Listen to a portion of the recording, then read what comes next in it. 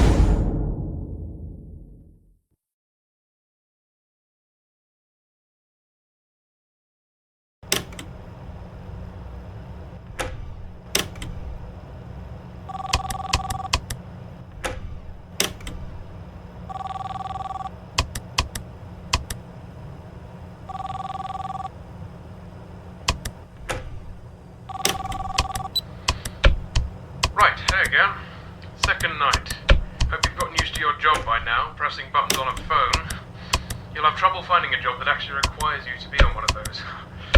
Anyway, I expect efficient use of that phone, Kip. Oh, and I'll let you know now, don't start slacking off. I'm paying attention. After your first week is done, I'll be doing a review of your progress to see if you are fit to continue or not. If you do your job especially well, I might even give you a bonus. But I guess there isn't even that much for you to do.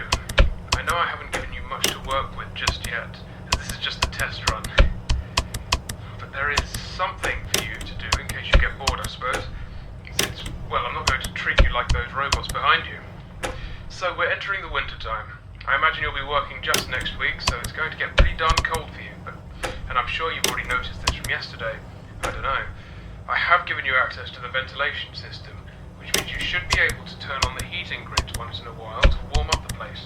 They'll stay on for about a minute probably, but that's long enough, right? Bear in mind the vents go around the perimeter of the building, so I'm sure you'll figure it out. Well, that should keep you entertained. God, I hope you're as easily pleased as I am. That's all for tonight. Oh, wait, now it's your time to talk. Here you go. Ah, yes, as I said, you're only allowed to have them run in 1-minute bursts. It's not that I don't trust you, it's... Well, everybody can make mistakes, right? These things overheat if they're left on for long periods of time, and I can't risk that. We all know what happened to that attraction last year. Keep me. I'll tell you everything.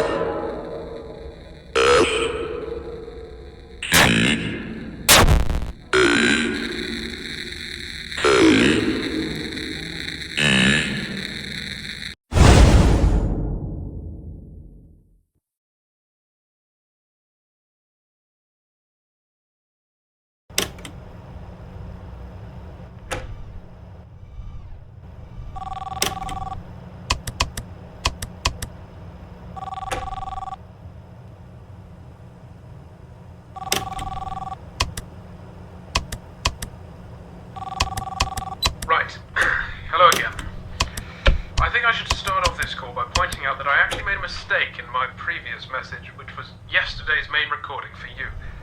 I said that the heaters in the vents stayed on for a minute when you turned them on. In reality, I made it closer to like 9 seconds or something, so sorry about that. Not a huge mistake, but I should own up to it anyway. It's one of the only things I haven't got written down. I should actually make a note of it now, I suppose. I'm kind of tired right now. I've been doing all these calls in one take, so I've just noticed it. Such a huge difference, too. 1 minute should be 10 seconds. Jeez, I'm an idiot sometimes. Hey, now that you've been here for 2 nights, correct? Beginning your 3rd one now, yes? Tell me, what do you think about the place? The pizzeria, I mean. It's real special. Let me tell you, during the day you can really feel it. The fantasy, the fun, the safety, you know? Kids can run down the halls and be greeted by the characters. They gather around and sing with them on the stage. They build and print out these figurines like posable toys. And of course they get to paint them, coat them in a binding agent, etc. Makes them feel grown up. Makes them feel special, you know? I remember this kid one day. Totally heartwarming. There was this kid. He was running around and somehow managed to open one of the locked rooms. The server room, I think it was. And he started messing around in there. Well, I was in my office, like always, and I see this kid on the camera. I start to get a little worried. Here we go again, I say to myself. And I was about to go get him sorted out myself, but right then, as I'm taking my jacket off, Blake, that badger character to your left, gets in the room with the kid and starts to play a little game using the server room's monitor. Have you know the game Simon Says? Well, it was like that. He just turned it. Hold on now. I'll sort the rest out later. I'll leave this message here. The options should be up for you now. Sorry about this. Yes, the story. Sorry about before. I had to take care of something. Well, I don't exactly remember where I left off, but the kid ended up liking Blake quite a lot. The rest of the day, he just kept pressing his call button, the yellow one to the left of the monitors, to get him to come closer and play their game. It's moments like those that can make you smile, you know? Getting to use these characters to make people as happy as they've made me, it's really something. At least, I hope you feel the same way. I know you aren't here during the day, so I suppose you'll have to take my word for it when I say it's great. And the kid I mentioned has been a loyal customer since, though I don't really like using that word. See you tomorrow.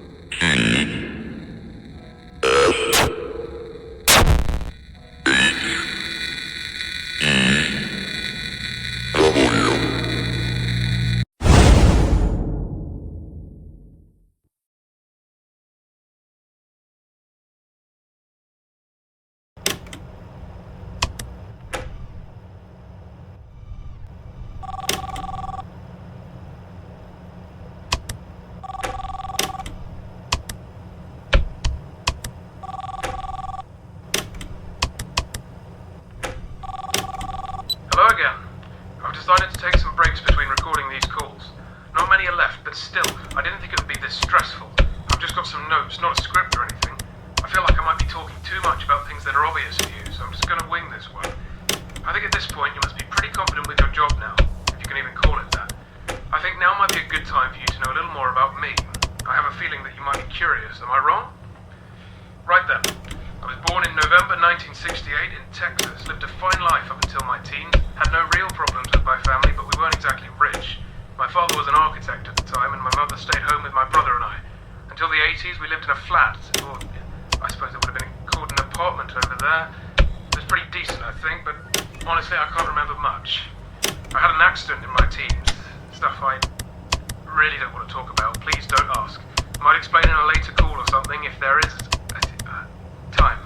Anyway, fortunately I survived the injury, believe it or not. It was all down to a very generous donor of blood.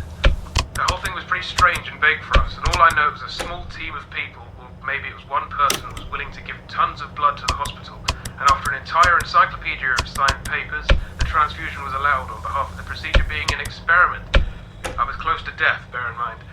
I lost most of my memory from before the incident, and the whole event caused a huge stir in the media. I was 18, and with the state I was in, paparazzi wasn't the best treatment. You know? So I sorted out something with my parents, and we moved here to England. So, hopefully on top of being a security guard, you can be a friend too. I wanted to get some of these stories off my chest for a while, since I don't have many people to share them with. And my daughter's kind of busy most of the time, just someone for me to talk to. And of course, listen to, so go ahead. What do you want to talk about? Ah, yeah. So this place looks significantly expensive to run, I'm sure. Especially for one person, right? Well, it is. Thousands of pounds put in and out of this place every day.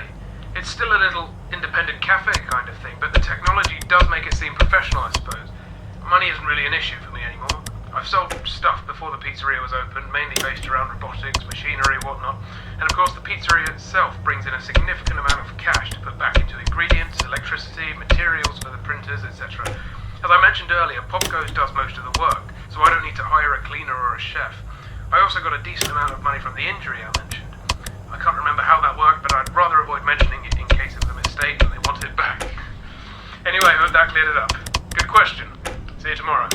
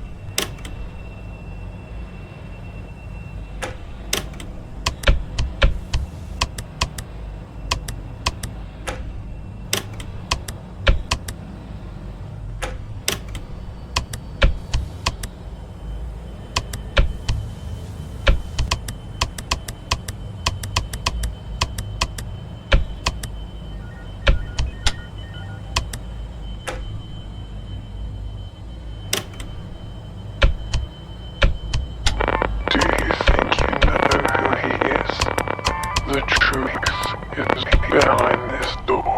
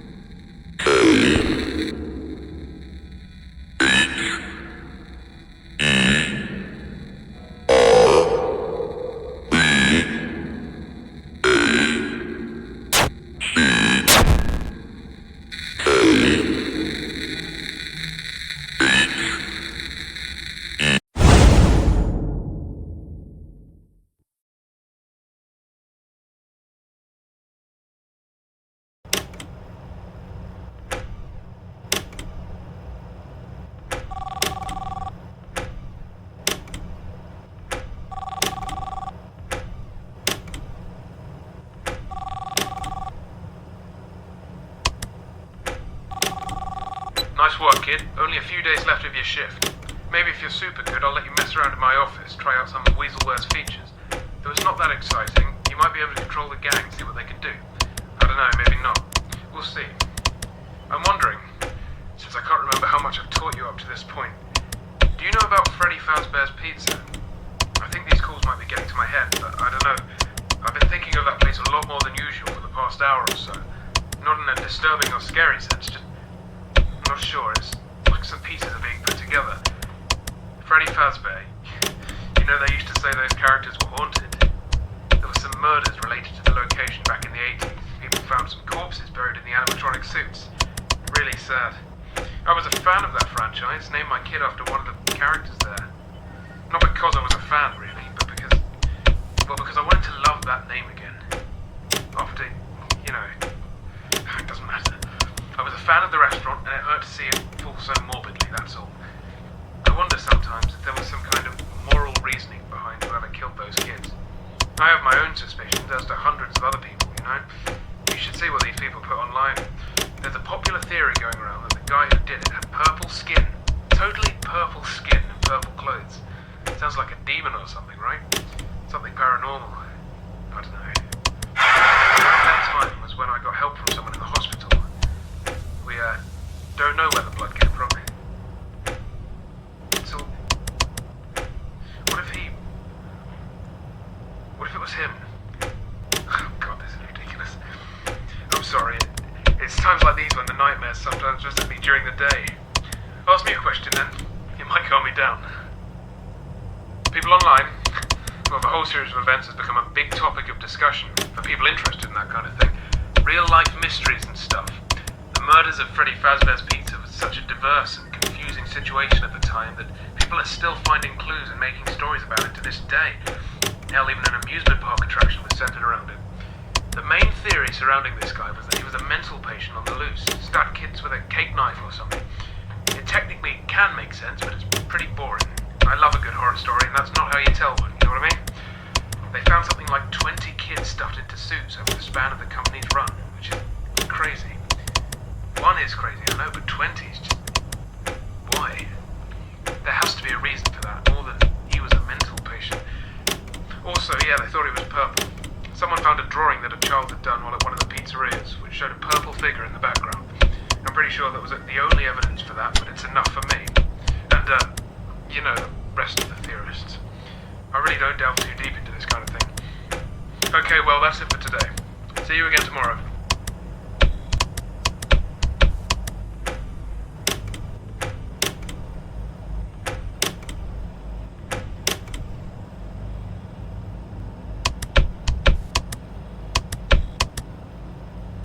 He doesn't want to remember. We can help him tomorrow.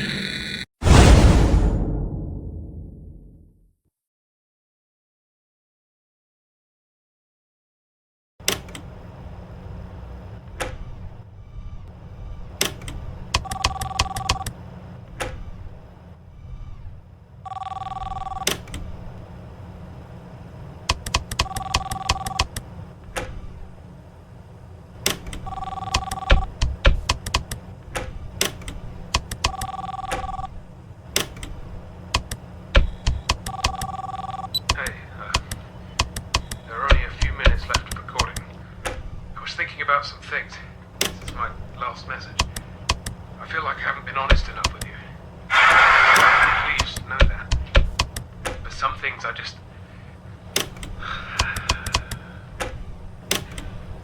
I have a question for you. A serious, personal question. I'll try to set an example. There's this person that's really close to you. He's recently been acting strange, maybe a bit scary. People say he's done horrible things. But you've trusted him for all your life. He's been listening to your problems and you really look up to him. Even if this person has made big mistakes in his life, if he does would you be willing to forgive them if you know who he is? Would you look past his errors and try to bring him back into your life? Do you think you could trust him? No, this will do. Thank you for working with me so much.